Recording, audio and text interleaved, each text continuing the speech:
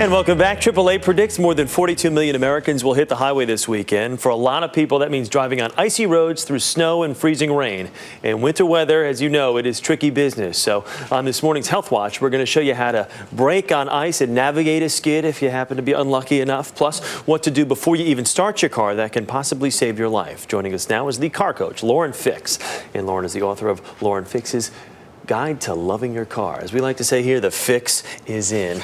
Good to have you with us this morning. How are you? Thank you. Glad to be back. Congratulations on the book. I know, very helpful.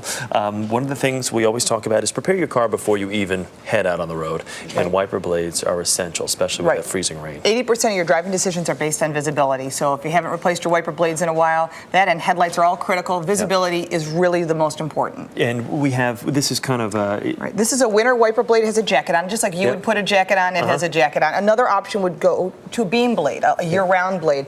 And this one actually is great because if you have windshield chatter, like on a minivan, you will no longer have that with a beam blade. So that's really important. And again, replace your headlights. It's really important to do that as well. And you're talking about vision out there, the glares that you get when it snows, and even with the glare from the sun coming down.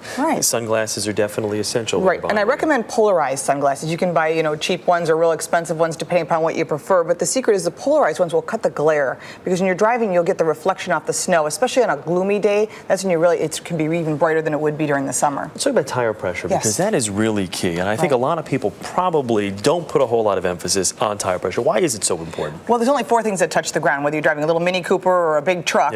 And those 4 tires need to have the tire pressure checked once a month against the number that's inside your driver's door. There's a door placard. Now, one of the things I recommend is... You're putting gloves on here. I'm putting gloves on. Well, I wear gloves when I washer fluid. I check tire pressure or add gas. Forget the stick gauge. Everyone has one of these. You know what? Forget that. That's just useless. We want to get a digital tire pressure gauge. This is going to be the most accurate. It's sort of like the thermometer that goes in your ear. And it's really easy to do. Let me just show you. Very simple. If you go down to your tire, there's a little cap. You want to take the little cap off. You take the valve stem and you match it up to the gauge. You just push it on. Now this is a spare, and it actually has low pressure. So don't forget to check your spare. This is only 21 pounds. So if you had a flat and you had to replace it, the spare would be flat. What should it be? Normally, what should it be? Whatever it says inside your driver's door. And every vehicle is completely different. So that's really important to check that. All right. Do it once a month when the tires are cold. We're going to, we've got our little mock car seat right here, so I'm actually going to sit in, and we want to talk about where the steering wheel, where the seat should be adjusted for when you're driving to make it obviously for optimal driving Well, conditions. the first thing is have your hands at 3 and 9. That's really important. And the second thing is when you're sitting back in the seat, you want the center of the steering wheel, the airbag is, to be 12 inches from the center of your chest.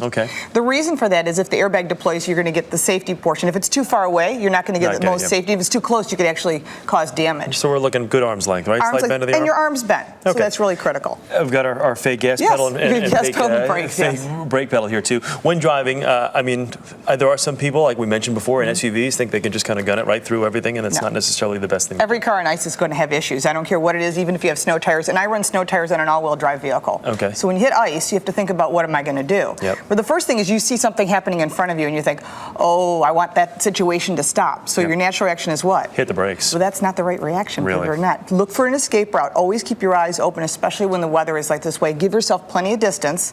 And then what you want to do is use the gas pedal to feather the gas and drive away from the situation. That doesn't mean slam on the gas. Yeah, but isn't that tough to convey to people, though, if they're in trouble? I think anyone's first inclination would be, boom, jam on that brake. Right, because you want to stop.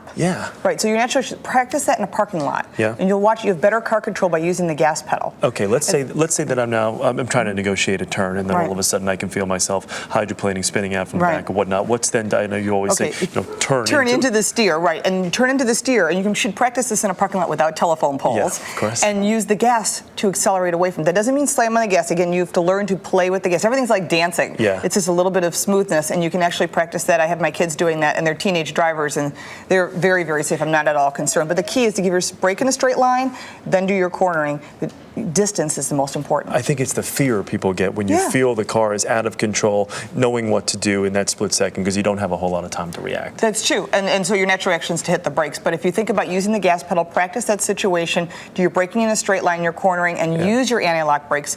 Don't try to pump the pedal like you used to do in the cars in the 70s. You want to use that ability to brake and steer. All right. Lauren, thank you so much. Thank you. For more tips on driving safely this holiday season, just go to our partner in health, webmd.com, and search Safe Winter Travel. Luckily, my car's in a little better shape and my steering wheel is attached, so I should be okay this winter. Thanks so much, Lauren.